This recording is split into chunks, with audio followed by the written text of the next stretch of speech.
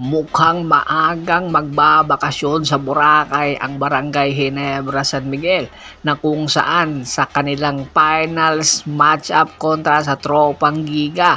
Dalawang sunod-sunod na panalo ang Tropang Giga at hirap ang San Miguel or Barangay Ginebra San Miguel na makakuha ng panalo. Isa sa magiging problema ni Coach Tim Cone ang napakataas na minuto na inilalaro nitong si Justin Brownlee na tila yata hindi na humihinga at hirap nang huminga dahil na rin sa kanyang bumabantay sa kanya, napapalit-palit at hindi na nga nakakatira ng maganda. Kaya problemado ngayon si Coach Tim Cone kung anong adjustment ang gagawin sa Game 3 ngayong Biyernes, dahil kung sakaling manalo ang Tropang Giga ay ito na ang pinakamaagang bakasyon ng Barangay Ginebra papunta sa Boracay. Ano sa tingin nyo?